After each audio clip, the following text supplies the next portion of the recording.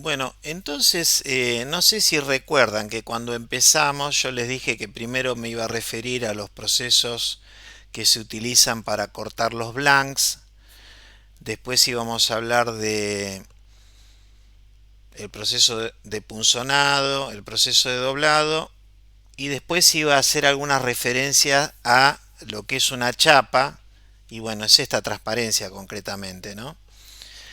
¿Qué se entiende por chapa? Es un producto plano que tiene un ancho igual o superior a 600 milímetros, ¿no es cierto? Nosotros tenemos una empresa en Argentina que es la empresa Siderar que se dedica a la fabricación de productos planos. Y bueno, sabemos por lo que estuvimos viendo en laminación que se obtiene por laminaciones y tratamientos térmicos sucesivos. Y se habla de chapas finas cuando tienen menos de 3 milímetros de espesor y están laminadas en frío, y chapas gruesas cuando tienen espesores mayores de 3 milímetros y están laminadas en caliente, ¿no? Después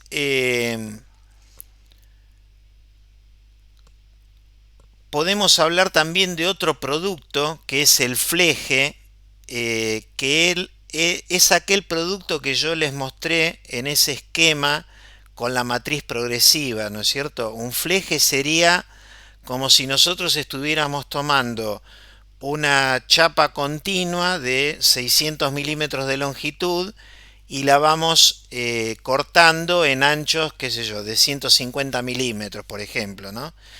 Y esos flejes se suministran en formas de bobina. Posiblemente en alguna oportunidad hayan visto circulando por avenidas o por rutas camiones que llevan estas bobinas, que pueden llevar 4 bobinas, por ejemplo. Bueno, es este tipo de productos, ¿no?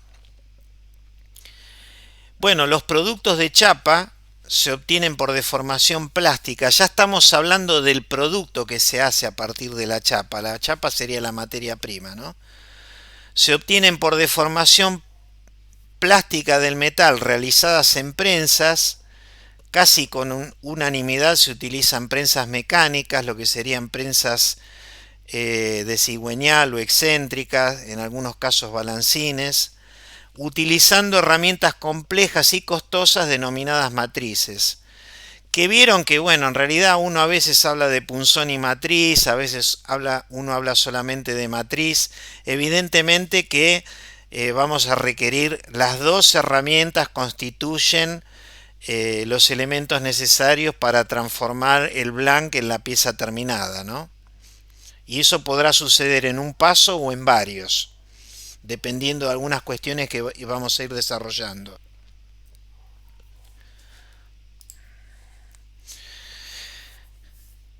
Bueno, a través de los procesos de la chapa es que se pueden obtener formas complejas con excelentes acabados superficiales. Por otra parte, también se pueden alcanzar piezas que tienen una elevada relación entre su rigidez y peso, ¿no? Pensemos, por ejemplo, en un capot de un automóvil, pensemos en un pilar B de un automóvil, en un guardabarro. Y bueno, los procesos a través de los cuales se le dan forma a estos blanks son procesos de alta productividad que pueden producir hasta 1500 piezas por hora. Evidentemente, por todas las cuestiones que venimos comentando, solamente se justifican para series largas, dado los costos del herramental y los medios que se necesitan para la producción. Cuando hablamos de series largas significa para un número grande de piezas iguales que hay que fabricar, ¿no? Por eso son típicamente utilizados por la industria automotriz, son típicamente utilizados por la industria del sector de electrodoméstico, de línea blanca, como se suele denominar. Aunque bueno, vieron que ese paradigma fue cambiando. Ustedes son muy jóvenes, pero cuando yo era joven, cuando tenía, no sé, 17 años, 20 años, 25 años, Los autos que circulaban por las calles eran, bueno, los Ford Falcon, las Chevy, no sé, bueno, los Renault 12. Esos autos se pensaban y se fabricaban y se fabricaron durante muchísimos años, ¿no? El Falcon, si mal no recuerdo, se empezó a fabricar en el año 1960 y se lo hizo hasta el año 1992 o 1994, o sea, casi 35 años de producción. Eso prácticamente no existe hoy día, ¿no? Es como que las empresas hacen un modelo de vehículo, lo comercializan, aunque sea muy exitoso durante un periodo de tiempo que puede estar entre los 3 a los 5 años y se terminó y ya pasan a otro, ¿no? Porque no sé, yo creo que tiene que ver todo con el afán de vender y de generar mercados, ¿no? De forzar la generación de mercados.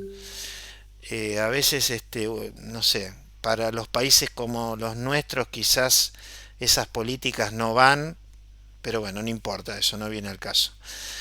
Eh, entonces, nada, decía y repito que las industrias del automóvil, de los envases y de los electrodomésticos son los grandes usuarios de los procesos de conformado de chapa.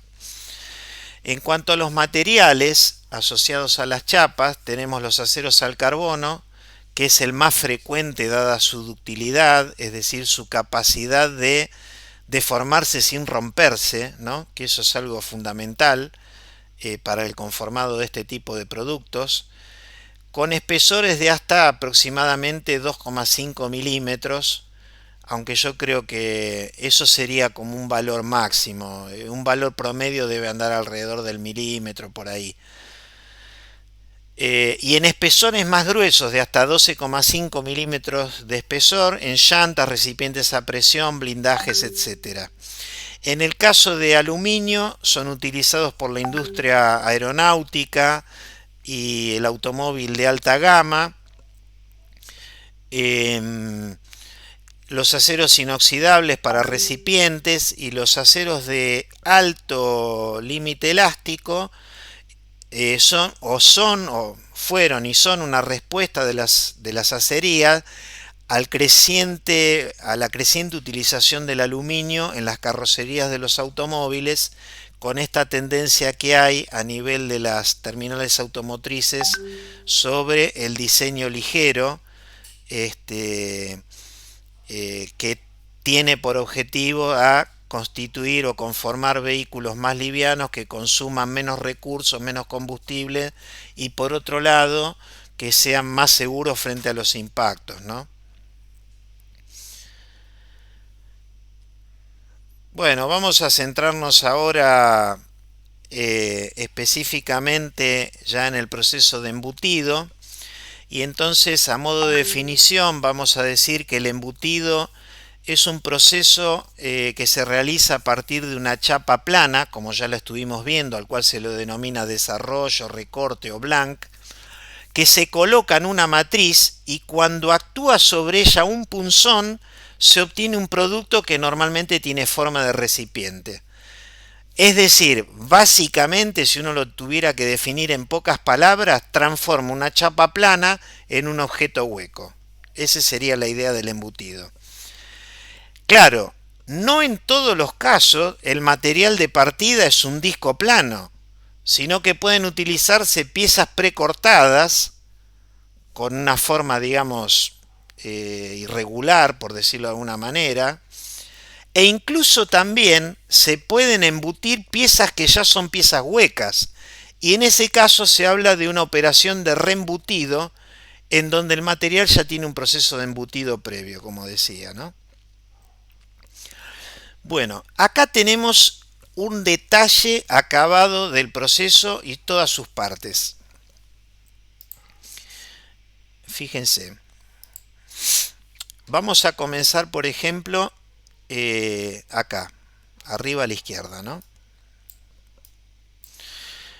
Por un lado nosotros tenemos el blank, que es este disco de diámetro D sub B. Y que bueno, tiene un determinado espesor, ¿no? Entonces, este blank se posiciona se apoya sobre la matriz y una vez apoyado actúa sobre él lo que es el sujetador. Blank holder sería el sujetador del recorte, ¿no es cierto? Como decíamos en el punzonado, y lógicamente acá más aún, más claro aún, evidentemente que tiene que haber una diferencia de medida entre lo que sería el agujero de la matriz y lo que sería el diámetro del punzón. Nosotros queremos transformar este disco plano en este recipiente hueco, ¿no es cierto? En donde el orificio interior tiene un diámetro igual al diámetro del punzón. Este d sub p es igual a este diámetro que tenemos acá en el punzón. Ahora, ¿qué pasa? Como el material tiene un espesor,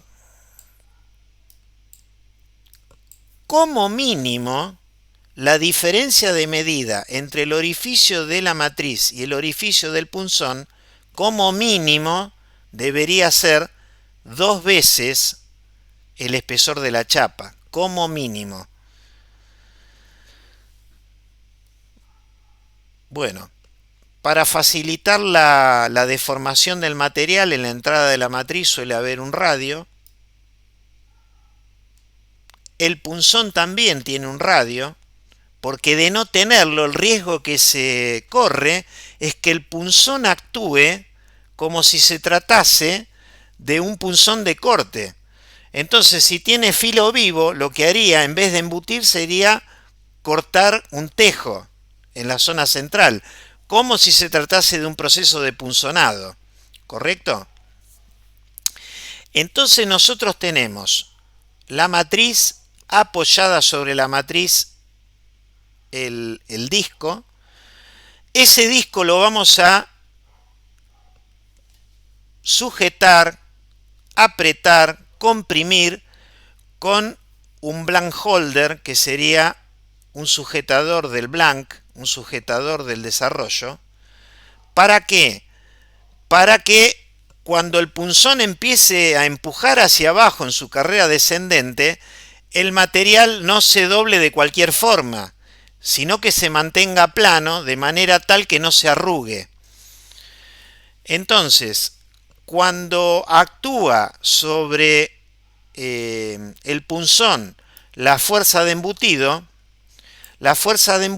lo que va a hacer es conformar esta pieza en forma de copa o de recipiente cilíndrico, y bueno, habrá conformado por embutido y transformado este disco de diámetro d sub b en una copa que tiene un diámetro interior igual al diámetro del punzón. Esa sería la base conceptual del proceso, ¿no? ¿Alguna consulta?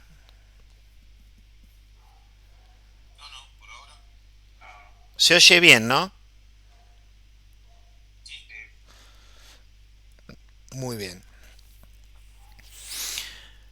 Bueno, vamos a ver qué pasa con el material en el proceso de embutido, ¿no? Por ejemplo, si nosotros tenemos un disco de partida de diámetro D y nosotros queremos conformar una copa como la que está acá arriba,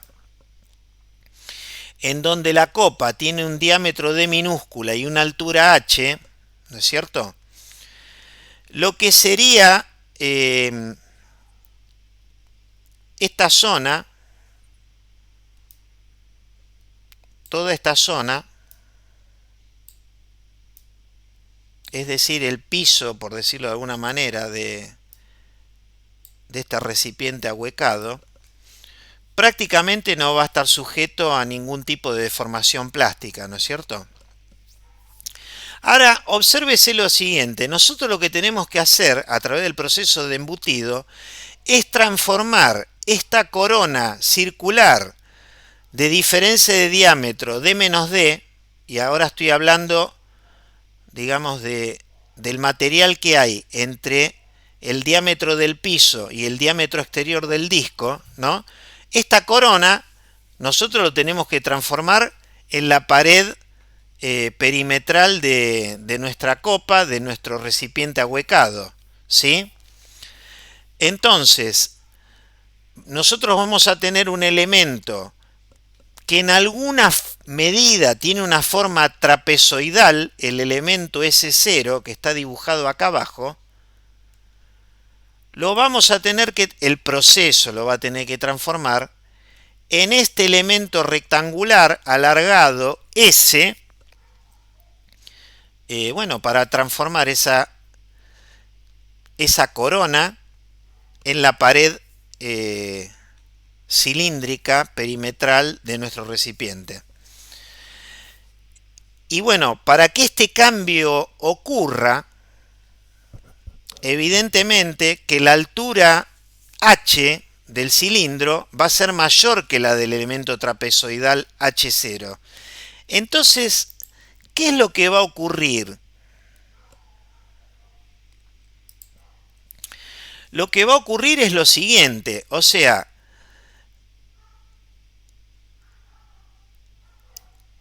este elemento trapezoidal va a tener que ser estirado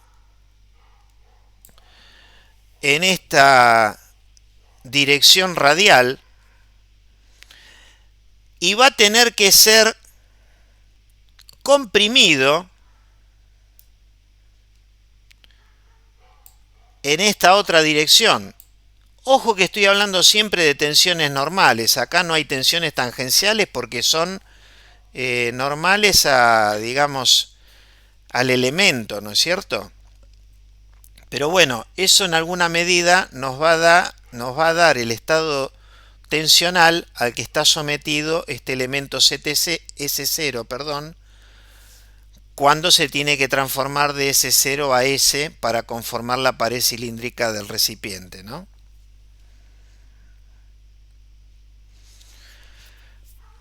Acá tenemos una matriz con un poco más de detalle, una matriz de embutido, si bien sencilla, con un mayor grado de detalle,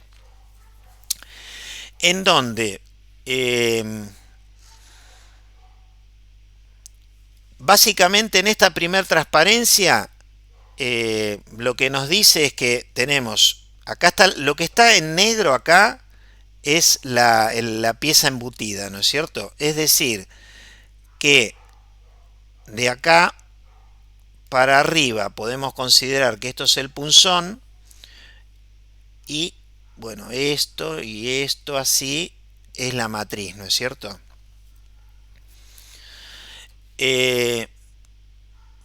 Por el tema que nosotros también comentamos en el proceso de destrucción por impacto, los punzones suelen tener un orificio para la salida de aire, que lo que va a hacer es ayudar a la separación de la pieza embutida, ¿no? Que es este agujero que se ve en esta zona.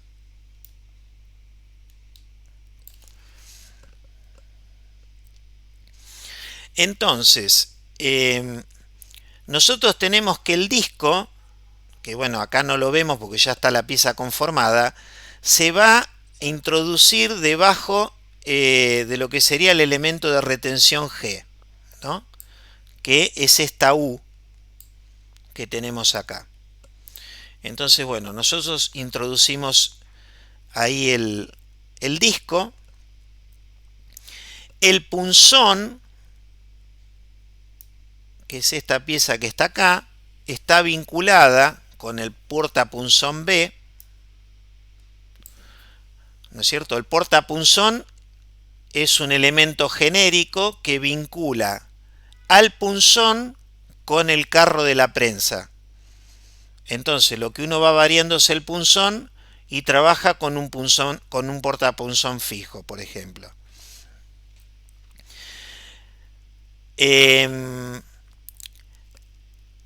La matriz es este componente C que tiene un casquillo D, que ese casquillo está asociado a un resorte que está por debajo de él, que es este que está acá. ¿Qué sucede? Cuando el proceso todavía no ocurrió, por acción del resorte, el casquillo está hacia arriba y está alineado con la superficie de la matriz. O sea, está a esta misma altura. Entonces se apoya el disco, luego ocurre el descenso del punzón, el punzón empieza a empujar y a ingresar, digamos, el disco en el interior de la cavidad de la matriz, el casquillo desciende y cuando el punzón vuelve a ascender en la carrera de retroceso, el resorte asociado al casquillo hace de sistema de extracción mecánico de la pieza y entonces se puede retirar fácilmente la pieza de la matriz.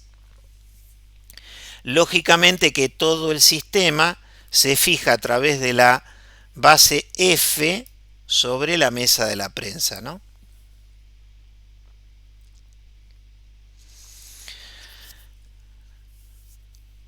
Bueno, el proceso de embutido es un proceso bastante complejo y entonces, bueno, para analizarlo, lo que se hace es trabajar con una copa cilíndrica, que es la geometría, digamos, más sencilla, y al margen de que sea una geometría sencilla, posiblemente hay un porcentaje altísimo de piezas que se embuten que tienen formas cilíndricas, ¿no es cierto? Entonces, como que bueno, lo que uno ve en relación a este ejemplo tiene validez para una gran variedad de piezas que se conforman en la industria. Entonces, nosotros podemos diferenciar dos zonas importantes en la copa cilíndrica. Tenemos el ala, que sería esta zona de la corona, esta zona que está, digamos, en un plano horizontal acá en la pantalla, y después tenemos la pared, que bueno, o vemos acá el interior de la pared en el hueco, o acá abajo el externo de la pared, que evidentemente es en el ala o el flanco donde se produce la mayor parte de la deformación, porque ese material se va a ir introduciendo en el interior de la cavidad de la matriz por la acción del punzón, y lo que es claro es que la pared es la que va a tener que soportar los esfuerzos de manera tal de que se produzca la deformación en el ala, pero sin que la pieza se rompa.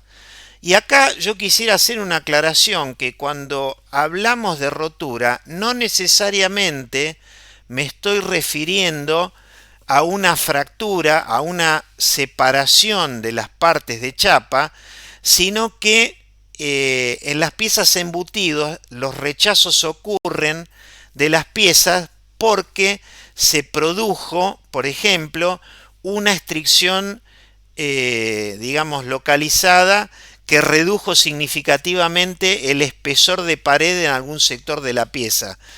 Nosotros sabemos a través del ensayo de tracción que una vez superada la tensión máxima, ahí se comienza a formar esa estricción localizada, ¿no es cierto?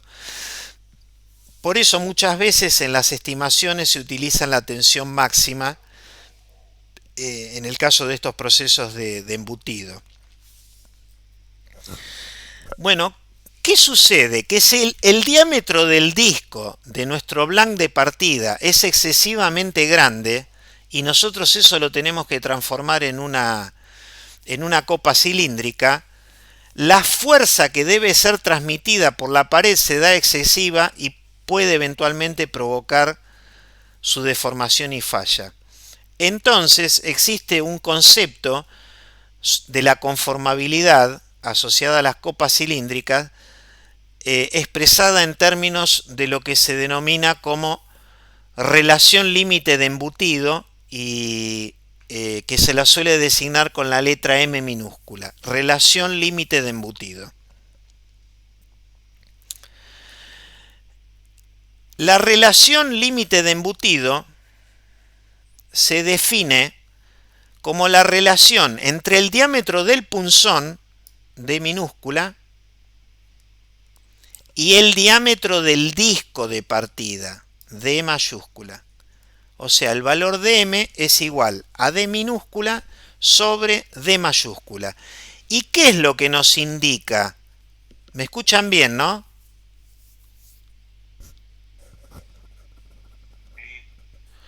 ¿Qué es lo que nos indica? Nos indica la severidad de la operación, porque establece la fuerza que actúa sobre el punzón y en consecuencia las tensiones de tracción que se inducen en la pared de la copa. Acuérdense que la pared está traccionada, ¿no? En función de lo que vimos al principio, con ese elemento de forma casi trapezoidal que se transformaba en un rectángulo alargado, ¿no? Entonces vamos a ver que existe una relación límite de embutido y que está tabulada para cada material, lo vamos a ver en la tabla siguiente. Estos valores de la tabla nunca tenemos que tomarlos como valores absolutos porque la lubricación y el espesor de la chapa pueden variar los valores límites de esta relación, con lo cual uno siempre va a tener que terminar haciendo ensayos. Ya sea esos ensayos pueden ser virtuales si uno dispone de un software de simulación en donde uno ya lo ha probado y ha observado, digamos que hay buena concordancia entre los resultados virtuales y los resultados experimentales, o si no queda otra, habrá que hacerlo en forma experimental, ¿no es cierto? Con el método de prueba y error.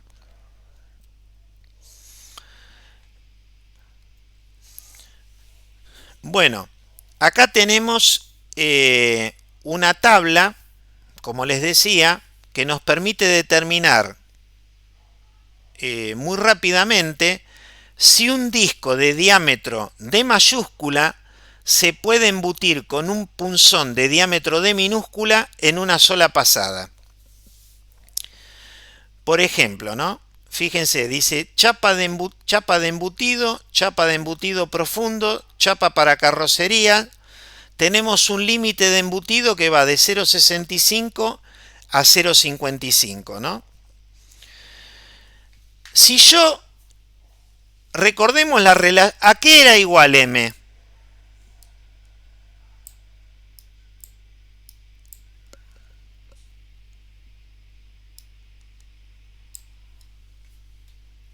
Pregunta.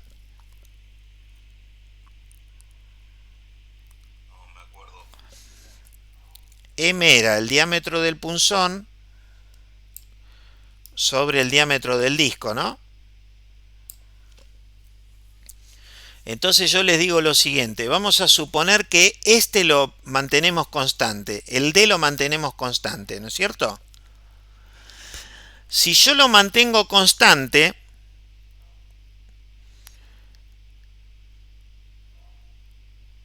en la medida que yo varíe el diámetro del punzón, voy a poder obtener recipientes más profundos o menos profundos, ¿correcto? ¿Está bien lo que digo? Entonces, cuanto menor sea el valor de M, menor será el diámetro del punzón, lo que significa que voy a poder hacer una copa más profunda, para D constante. Es decir, que el que este valor disminuya es, digamos, un valor positivo para el material. O sea que su límite de embutido esté representado por un valor numérico menor, significa que para un mismo diámetro de disco voy a poder utilizar un diámetro de punzón más chico, lo que me va a significar que voy a poder hacer una copa más profunda. Que eso es la principal dificultad del embutido, es justamente esa.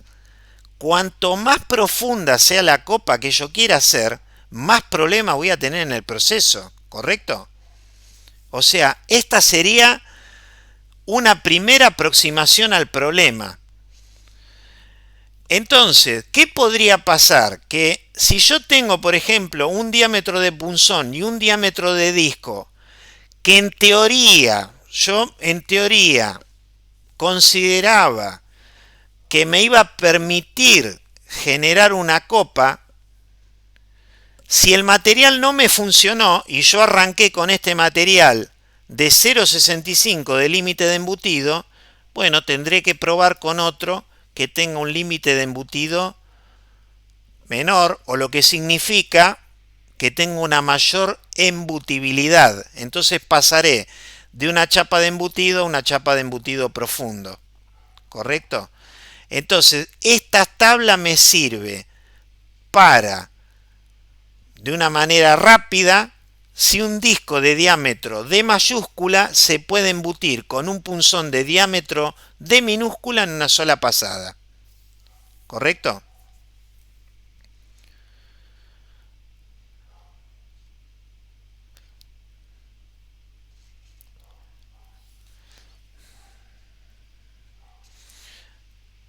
Bueno, esta es una columna que es el límite de embutido. A la derecha hay otra columna, límite de reembutido, que es para el caso de embutir una copa, ya no un disco, ¿no? Entonces, evidentemente, todos estos valores numéricos tienden a aumentar porque ya la embutibilidad es más dificultosa. Por eso se habla de reembutido M1, que es la relación entre dos diámetros sucesivos en dos pasos de embutido, ¿no? Ahora, ¿qué pasa? Cuando el embutido es un proceso en frío, entonces, entre cada paso de embutido, yo lo estoy endureciendo al material. Nosotros sabemos que el material se endurece por deformación plástica. Entonces, en ocasiones, hay piezas que requieren de recocidos intermedios para poder seguir dándole pasos de embutido para poder llegar al producto final. En donde las chapas de acero las vamos a recocer a temperaturas del orden de los 700 grados, las de cobre a unos 580 y las de aluminio a unos 350 grados centígrados. Entonces, yo tengo, por ejemplo, un disco que a través de una operación de embutido la transformo en una copa, pero quizás yo en realidad necesito este producto que está acá, el último de la derecha. Entonces yo voy a tener que tomar esta copa y hacerle un proceso de reembutido, que de hecho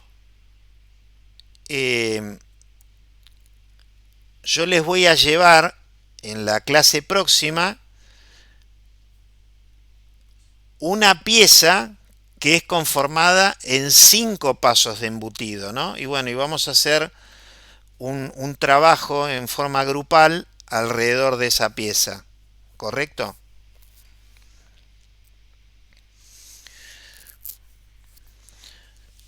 Muy bien, o sea, con la tabla anterior nosotros podíamos hacer una estimación si partiendo de un disco de un determinado diámetro, con un punzón de un determinado diámetro, si en una operación de embutido podíamos hacer una copa, ¿no es cierto? Ahora, ¿qué sucede? O sea, ¿cómo hago yo para saber si un proceso lo tengo que realizar en un paso, 2 pasos, 3 pasos o la cantidad de pasos que corresponda, ¿no? Entonces, para hacer esa estimación, por un lado tenemos que separar en piezas grandes y piezas chicas, ¿no es cierto? En las piezas chicas, las profundidades entre los pasos de embutido se toman iguales a la mitad del diámetro y en las piezas grandes a un tercio del diámetro. Es decir, a medida que aumenta el tamaño de la pieza, entre paso y paso, yo voy a producir una copa, pero de menor altura. En vez de la mitad del diámetro, un tercio del diámetro. Y para lograr profundidades mayores, van a ser necesarias tantas operaciones como las que resultan de aplicar la expresión que tenemos acá. O sea, en donde n es el número de operaciones, h es la altura del recipiente final. O sea, yo quiero obtener un recipiente que tiene, no sé, 75 milímetros de alto y tiene 32 milímetros de diámetro. Eso me da la relación h sobre d. Y después acá hay un factor epsilon que puede ser un medio para las piezas pequeñas y un tercio para las piezas grandes. ¿Correcto? Esta sería la sucesión de geometrías que uno tendría que ir haciendo en el caso de no poder conformar una pieza en un paso de embutido, ni en 2 ni en 3, sino en 4, como es el caso de la figura, ¿no? O sea, nosotros partimos de un disco, a ese primer disco lo transformamos en el paso A en una copa de diámetro D y una altura un medio de D. Luego tomamos esta copa y en un segundo paso de embutido, es decir, en un reembutido, lo llevamos a una copa de diámetro D sub 1, en donde D sub 1 es menor que D, en donde la altura del recipiente ya es igual a D sub 1, y así sucesivamente hasta alcanzar, bueno, estas dimensiones del último paso, ¿no?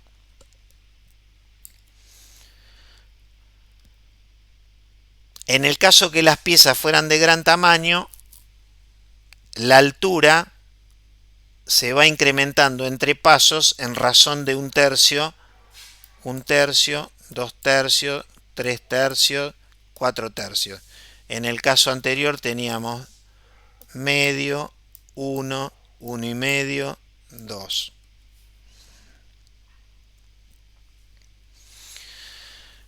Entonces, bueno, para visualizarlo mejor esto, es que acá hay un pequeño ejemplo, ¿no?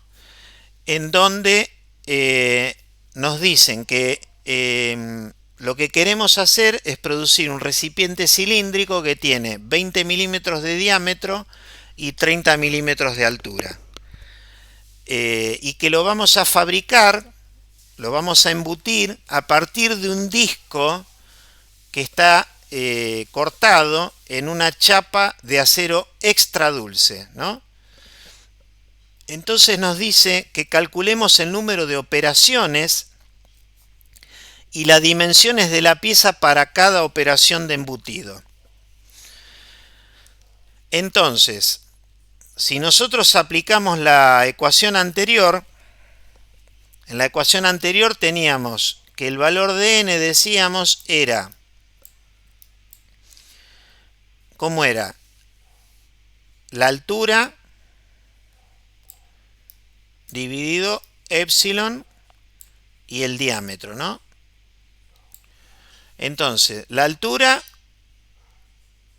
son 30.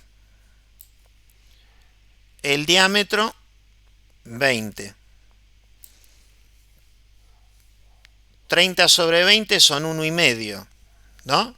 Y como es una pieza chica, muy chica, el factor epsilon es 1/2, entonces nos queda que nosotros tenemos que conformar nuestra pieza en 3 pasos.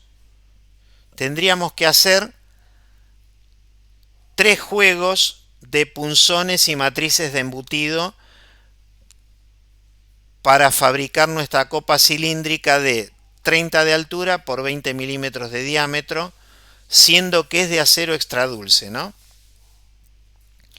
Ahora, bueno, ustedes me dirán, está bien, Daniel, ¿y de qué partimos nosotros para fabricar el disco, digamos? El disco, bueno, seguramente va a ser un disco circular, pero ¿qué diámetro tiene ese disco?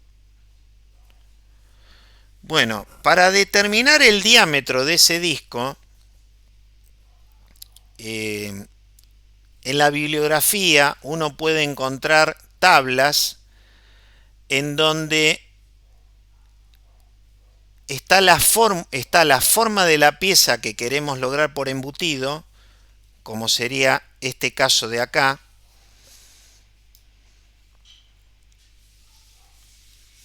y luego te dan una expresión matemática para determinar el diámetro del disco, en este caso en función del valor de la altura y del valor del diámetro de la copa cilíndrica, ¿no?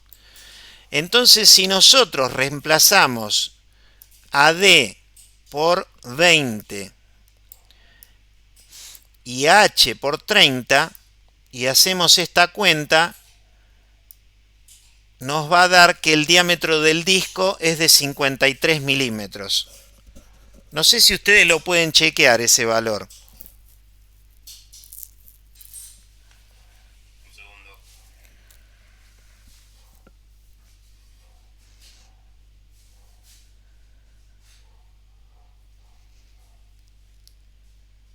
No, 0,66. Probá de nuevo. Espera un poquito. Fíjate que es... No, me olvidé de multiplicar por 4.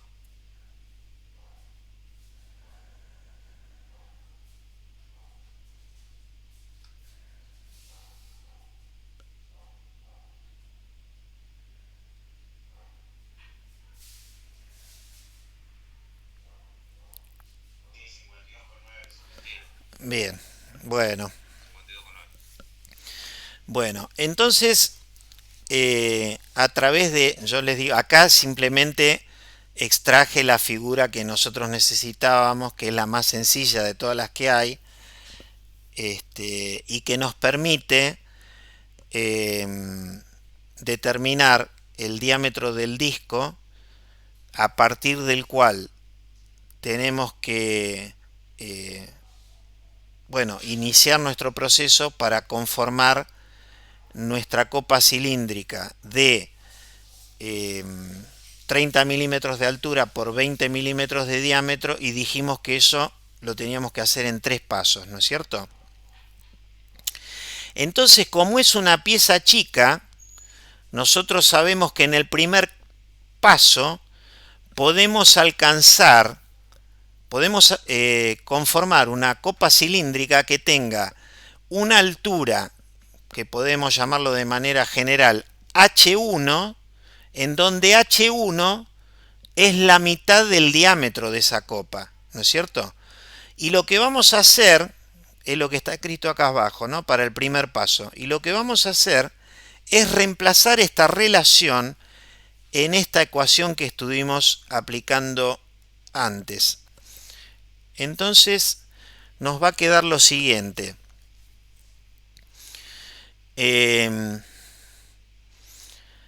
Si yo reescribo, me queda, puedo escribir toda la ecuación, por ejemplo, en función del valor de D1. ¿Lo ven? Me queda D1 en relación al diámetro del disco, que yo ya lo calculé, mide 53 milímetros. Entonces, de acá puedo sacar el valor de D1, que me da 30,6 para la primera copa.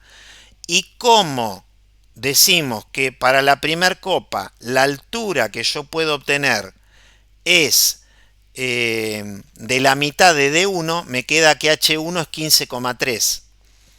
Esto sería la geometría que tiene el primer paso de embutido. ¿Correcto?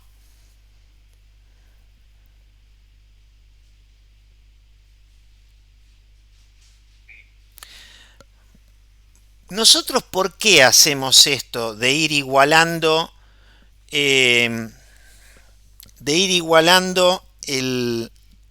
lo que sería el disco con cada una de las copas? Porque nosotros, recordemos que todos los procesos de conformado plástico son de volumen constante. Y lo que estas fórmulas consideran en realidad es que no hay ningún cambio en el espesor. Por eso el espesor no aparece en ninguna de estas fórmulas. Y entonces es como, si bien estamos elevando, o sea, estamos utilizando variables dimensionales elevadas al cuadrado que no representan el volumen, no representan un volumen sino una superficie, estamos considerando que hay una igualdad de las superficies, por eso estamos trabajando de esta manera. Cuando vamos al tercer paso, en el tercer paso nosotros podemos decir que la copa, perdón, el segundo paso.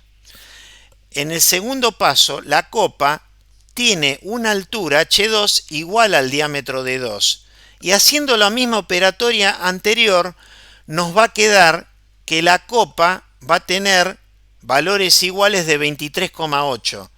23,8 de diámetro por 23,8 de alto. Y en la última, con el último paso, con el tercer paso, haciendo el mismo proceso, vamos a obtener las dimensiones finales de 30 milímetros de altura y 20 milímetros de diámetro. ¿Correcto?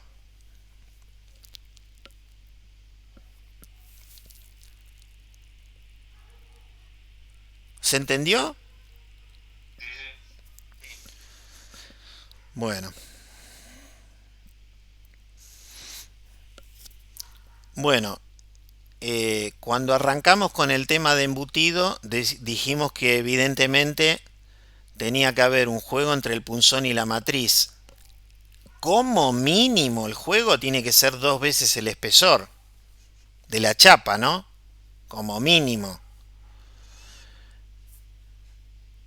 Evidentemente o normalmente no se suele trabajar con un juego igual al espesor de la chapa porque se corre el riesgo de exigir en términos de tracción a las paredes del recipiente que se está conformando y bueno, romper digamos esas paredes y como consecuencia directa de eso que el producto no salga, ¿no? Eh, Inclusive, bueno, lo que va a terminar sucediendo es que va a haber tanta fricción puesta en juego en el proceso que en el caso que el material resista la tracción, se va a estirar el material, se va a alargar, ¿no es cierto? Entonces, eso va a producir, digamos, disminución en los espesores, va a aumentar el desgaste de la matriz. Por estas razones es que se suele o se acostumbra a tomar un juego que sea mayor que el espesor nominal de la chapa.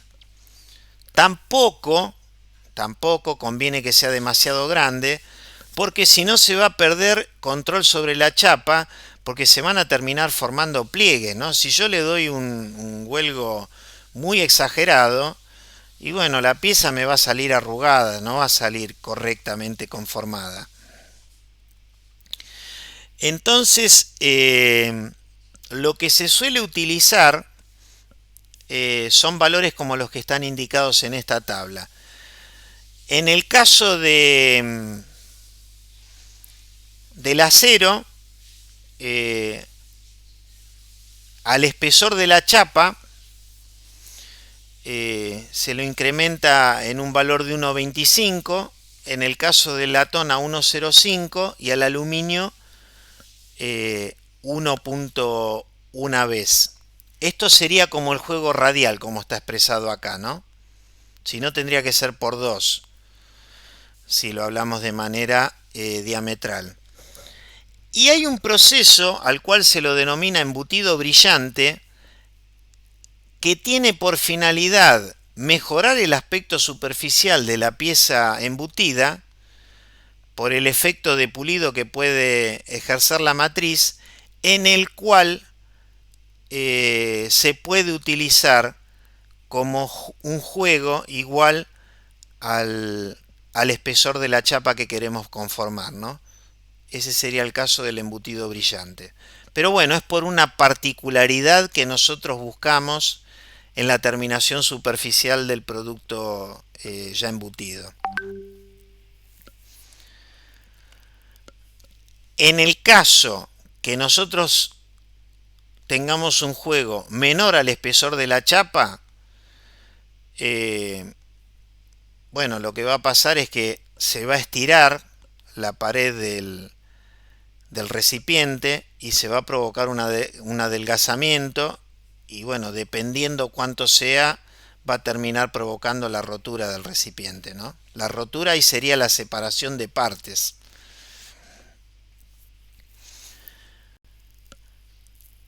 Bueno, así como cuando comentábamos la tabla de la relación límite de embutido, decíamos que esas relaciones había que tomarlas como, no había que tomarlas como una norma absoluta porque no estaban en consideración ni la lubricación ni el espesor de la chapa. La lubricación realmente juega, como en todos los procesos de conformado plástico, un papel muy importante.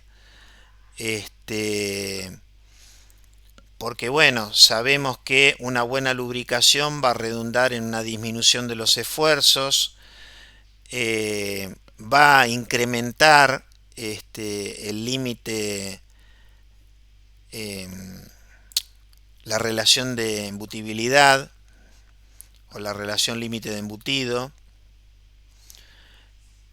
Y bueno, que para realizar la selección del lubricante, el más conveniente, el que mejor funcione, lo que se suele hacer es experimentar buscando aquel que produzca el mínimo estiramiento. O sea, lo que se hace es hacer la prueba, cortar el recipiente, digamos, en una dirección axial, medir los espesores y bueno, en alguna medida a partir de cómo es la variación de esos espesores, inferir sobre el comportamiento del lubricante, ¿no? Y bueno, esa experimentación lo que nos va a mostrar, como decíamos, es que tiene un efecto marcado en la relación límite de embutido y que las condiciones óptimas son aquellos que van a dar la menor resistencia al flujo del material sobre la matriz y que impiden el desplazamiento del material sobre el punzón, ¿no? Por lo que estas condiciones teóricas óptimas se van a lograr lubricando la parte de la chapa que está en contacto con la matriz y dejando sin lubricación a la que está en contacto con el punzón. Es como que el punzón internamente tiene que arrastrar y conducir el material y la parte que se tiene que conformar es la que está externamente en contacto con lo que sería el radio de la matriz de embutido, ¿no? Lógicamente que esto que comentamos no siempre es factible en la práctica industrial, por lo que a veces lo que se suele hacer es aumentar la rugosidad del punzón para que el punzón retenga el deslizamiento del material que se está conformando respecto de sí mismo. Bueno, eh, hicimos una mínima introducción respecto de lo que sería el disco, lo que sería el blank, el recorte o el desarrollo, eh, para el caso del ejemplo este que nos planteamos de una copa de 30 milímetros de altura por 20 milímetros de diámetro, ¿no? Pero ¿qué pasa? Nosotros no siempre nos vamos a encontrar con que las piezas que tenemos que embutir tienen forma de revolución, sino que podemos dividir en tres ítems la forma de los recipientes. Figuras de revolución, como decíamos, después podemos tener cuerpos que son cuadrados o rectangulares y también podemos tener formas elípticas u ovaladas, ¿no? Muchas veces, si nosotros disponemos de un prototipo de la pieza a embutir, un prototipo a qué me refiero, una pieza embutida terminada, no sé, nos trajeron una muestra importada y nosotros la queremos fabricar localmente, ¿no? Entonces lo que podemos hacer como primer medida, si es una pieza de revolución y tenemos un prototipo, tomando el peso de la misma e igualando el peso de la pieza prototipo con el peso del disco, nosotros podemos determinar el diámetro del disco a partir de esta relación de pesos. En caso de que no contemos con el prototipo, bueno, ya vimos lo que había que hacer, ¿no? Que teníamos que igualar las superficies del disco y de la pieza a embutir, ¿no? Y entonces utilizaríamos, eh, bueno, estas tablas que yo les decía que están publicadas en la bibliografía, estas tres imágenes de estas tres formas de productos embutidos corresponden al libro de estampado en frío de la chapa de Mario Rossi. Entre la primera y la segunda, la primera seguramente no es un producto real. ¿Por qué les digo eso? Porque todas las piezas embutidas en el fondo de la pared cilíndrica tienen que tener un radio, porque en la medida que no tengan un radio, si la queremos hacer con arista viva, se va a desgarrar, porque el punzón tiene que tener arista viva, ¿no? No lo vamos a poder conformar.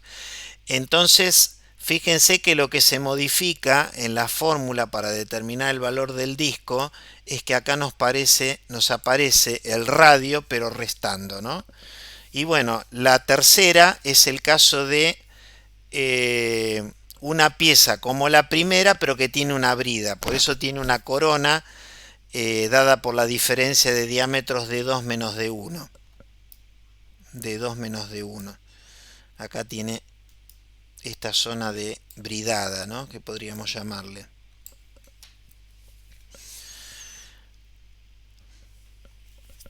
Bueno, en el caso que no se trate de una geometría de revolución, es decir, que tengamos piezas angulosas y con formas irregulares, que son las que corresponden a los ítems B y C que analizamos anteriormente, ya la cosa va a ser bastante más compleja, ¿no? Para determinar lo que sería la forma del recorte, la forma del blank, la forma del desarrollo.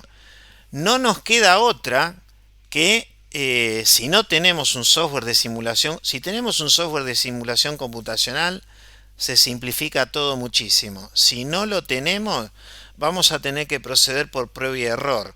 Es decir, vamos a cortar un blank, que no lo vamos a cortar con una matriz de punzonado, lo vamos a cortar por agua, por ejemplo, o la máquina, o láser, la máquina que tengamos disponible. Haremos el proceso de embutido porque tenemos fabricado ya nuestro punzón y nuestra matriz. Veremos si nos faltó material, dónde nos faltó material, o si nos sobró material, dónde nos sobró material.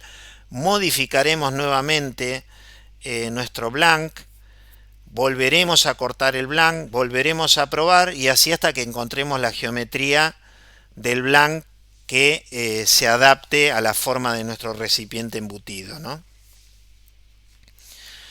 A veces, para ayudarse también en el proceso de transformación del material, lo que se suele hacer es una grilla sobre el disco, y en función de cómo es la deformación de la grilla, uno puede observar qué es lo que sucede con el material y en función de eso tomar decisiones en cuanto a para dónde modificar o dónde y cómo modificar el blank de partida, ¿no?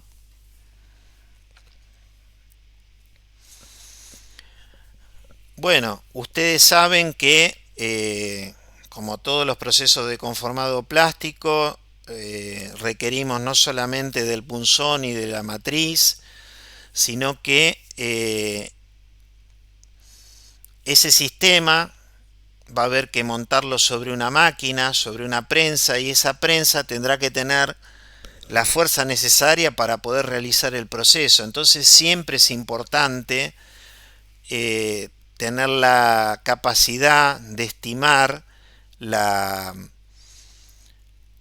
fuerza necesaria para conformar nuestra pieza. Alguno podría decir, bueno, Daniel, pero si yo tengo una prensa enorme con una capacidad enorme, nunca voy a tener problema con ninguna pieza que tenga que embutir. Eso es cierto, pero un proceso concebido de esa manera es totalmente irracional. ¿Por qué? Porque la máquina, para que el proceso tenga un costo lógico, la máquina tiene que estar lo más cercana posible en términos de su capacidad a la pieza que yo quiera conformar. porque si yo puedo resolver una pieza con una prensa de 100 toneladas, no voy a usar una prensa de 1000 toneladas, porque la de 1000 toneladas posiblemente tiene un costo de máquina, qué sé yo, 10 veces más alto. Entonces esa pieza va a tener un costo de producción altísimo que no me va a permitir fabricar la pieza, ¿no? Entonces, bueno, es necesario poder determinar las fuerzas que necesitamos para conformar nuestras piezas. Y bueno, acá tenemos una expresión de tipo empírica para la fuerza de embutido, en donde está pensada, digamos, para una pieza tipo copa, ¿no? Por eso habla de, fíjense que nos aparece un pi por un diámetro, que sería el diámetro del punzón. Después evidentemente está involucrado el espesor de la chapa y como yo ya les había anticipado, suele ser más representativo en estos casos utilizar la tensión máxima, ¿no es cierto? A pesar de que quizás a nosotros nos alcanzaría con la tensión de fluencia, pero con la tensión máxima estamos haciendo una estimación antes de que se produzca el adelgazamiento en las paredes de los recipientes que estamos conformando. Y por último nos aparece un factor X sub E que se obtiene de la tabla que está abajo en esta transparencia en función de lo que sería la relación de embutido. Entonces fíjense lo siguiente, ¿no? Si yo tengo una relación de embutido D sobre D, si la relación de embutido fuera 1, M igual a 1, ¿qué significa?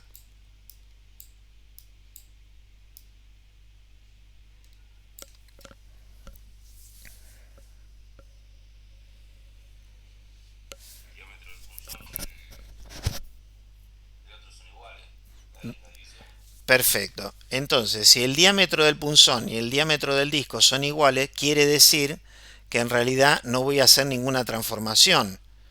No voy a hacer una copa, porque no puedo hacer una copa porque son iguales, ¿correcto? Yo lo llevo a esa situación límite para que ustedes vean que la tabla está planteada hasta un valor de 0,95.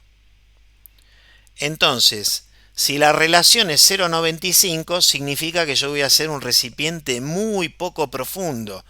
Entonces este factor X sub E va a ser el mínimo. En cambio, cuando yo llevo el proceso a realizarlo a la máxima capacidad en términos de la relación de embutido, que según la tabla que ya habíamos visto estaba alrededor del 0,5, ese factor X sub E va a ser un factor igual a 1. ¿Por qué? Porque vamos a necesitar una fuerza mucho más alta para conformar un recipiente que va a ser profundo, por decirlo de algún modo, ¿no? Un recipiente con un diámetro de punzón chico respecto del diámetro del disco, lo que evidentemente se va a transformar en una copa profunda. ¿Está bien?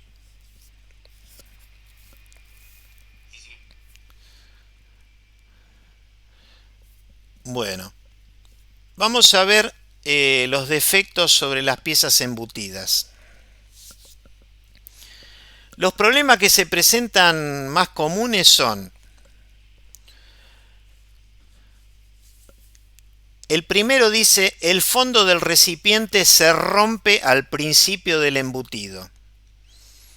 Entonces lo que puede estar pasando es que el sujetador está comprimiendo con tanta presión lo que sería el ala del disco, que cuando el punzón empieza a empujar en su carrera descendente, el material se corta porque está totalmente retenido a ser introducido en el interior de la cavidad de la matriz.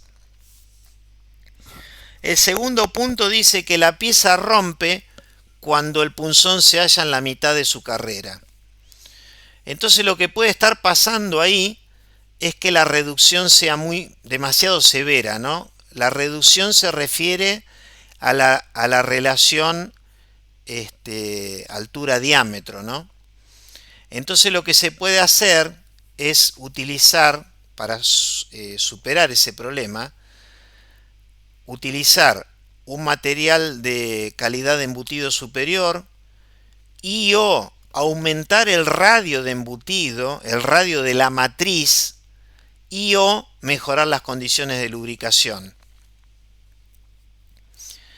En el tercer punto dice que la pared lateral de la pieza aparece bruñida. Bruñida quiere decir que aparece muy brillante y que el fondo se agujerea.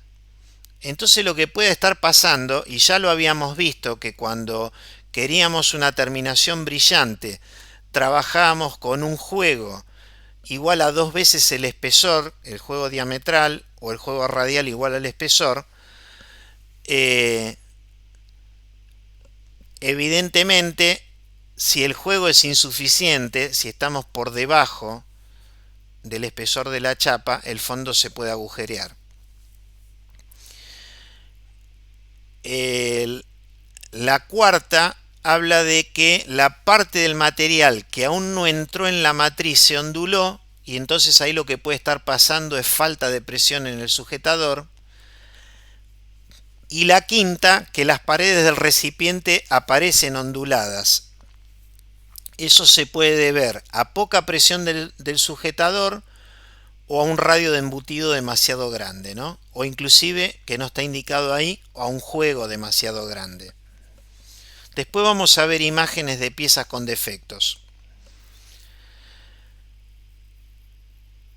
Si la superficie exterior del recipiente tiene estriados verticales, fíjense que el proceso de embutido en términos de lo que es el desplazamiento del punzón sería como una máquina de un solo eje que trabaja en sentido vertical, descendente para generar la pieza, ascendente para separar la pieza del punzón y de la matriz, ¿no?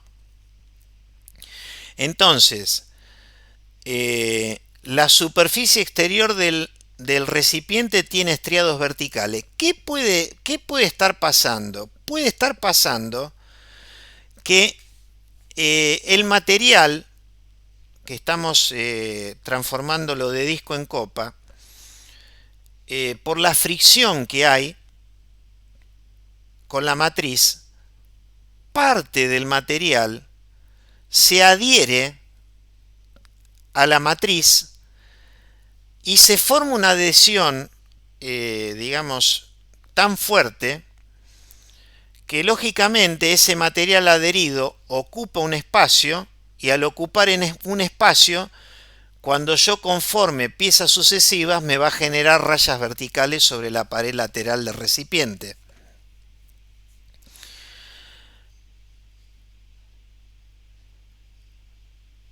Otra cosa que nos puede pasar es que el recipiente presenta un lado más alto que el otro, y eso puede suceder porque el sujetador aprieta en forma despareja, porque el punzón no está centrado respecto de la matriz, o porque el material tenga un espesor inhomogéneo, que eso sería un poco raro el último, ¿no? Pero podría ser por alguna de esas razones. Otro tipo de defectos es lo que se conoce como cáscara de naranja, que posiblemente no se ve en la chapa inicialmente, pero cuando se la deforma, como el material, bueno, se tiende a estirar, se produce lo que se denomina como una cáscara de naranja, y sucede porque el tamaño de grano de la chapa es demasiado grande, y demasiado grande queremos decir superior a STM número 5. Después otra cosa que suele ocurrir es el defecto denominado orejado, que el orejado son estas formas, ven que acá tenemos 1, 2, 3, 4 orejas, ¿no? Es decir, que cuando se embuten piezas cilíndricas de geometría axial, nosotros vamos a partir de un disco circular, como ya venimos diciendo en reiteradas oportunidades, y si el borde superior de la pieza embutida resulta ondulado, a esas ondulaciones se las llama orejado, y este defecto se produce porque la chapa suele tener, o sea, este defecto suele ser normal, pero se exacerba en la medida que hay un grado de anisotropía muy grande en la chapa que estamos conformando plásticamente, ¿no? Bueno, acá tenemos imágenes de defectos. Acá tenemos arrugas, que las arrugas tenían que ver con juegos excesivos, con bajas presiones de los prensachapas. Eh, Acá también tenemos zonas arrugadas en esta pieza. Lo mismo, bueno, en estas zonas también. Y acá directamente tenemos roturas, pero roturas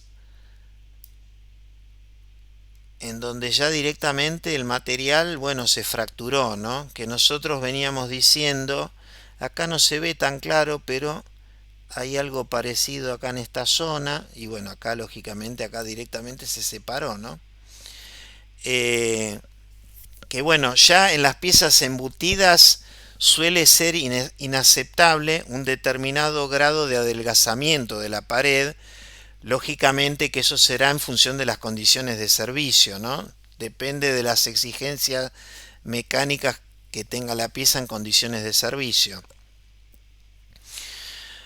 Bueno, como todos los procesos de conformado plástico, eh,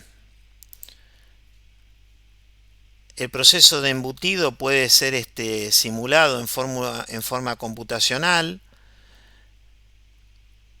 y acá solamente estamos viendo lo que sucede con el disco, porque no estamos viendo el punzón y la matriz están ocultos. Y ay, fíjense que, bueno, lo que se observa se observan varias cosas, ¿no? Se observa que se produce un orejado, se observa que posiblemente podría haber una falta de material, toda vez que esta altura no sea la altura que requiere el recipiente, ¿no? Entonces, bueno, el poder trabajar con estos software de simulación computacional, que esos software hayan sido calibrados, digamos, al material con el que uno trabaja, al estado superficial de las matrices, a el coeficiente de fricción que resulta de ese estado superficial en combinación con el lubricante utilizado. Bueno, todo eso se puede prever antes de haber fabricado nada, ¿no? Bueno, acá tenemos un proceso, digamos, de una pieza sencilla y de un embutido realizado prácticamente en forma manual. Perdón.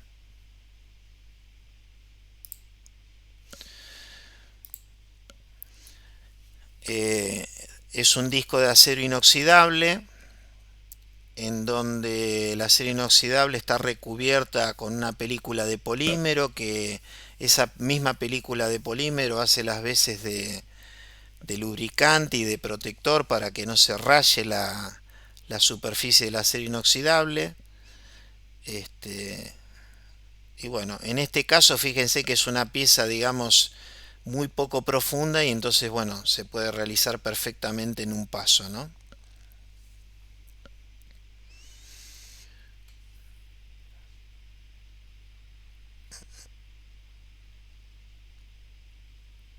Acá lo que hicieron es le hicieron un punzonado, va en el centro, y bueno, es una pieza que se utiliza en estas barandas que son de acero inoxidable, ¿no? En los pies. Y bueno, por último, un video de un sistema de fabricación de piezas embutidas totalmente automatizado, en donde la pieza se conforma en varios pasos, y donde prácticamente no hay intervención humana, ¿no? Y bueno, todo esto será posible toda vez que la serie de producción sea enorme, ¿no? Porque bueno, poner a punto estos sistemas realmente es algo muy, pero muy complejo, ¿no?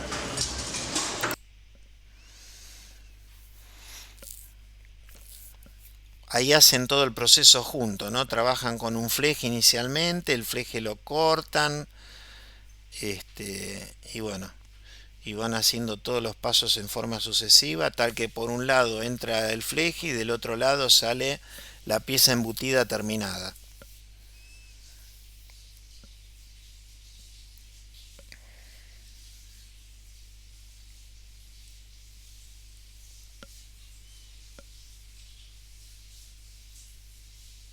Hay como unas manitos mecánicas que lo que hacen es el traslado de las piezas entre las estaciones de estampado o de embutido.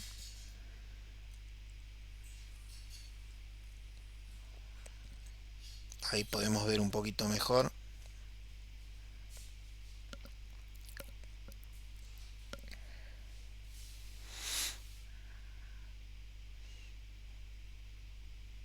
Inclusive tiene un punzonado, esa pieza es bastante profunda, tiene un ala bastante importante, ¿no?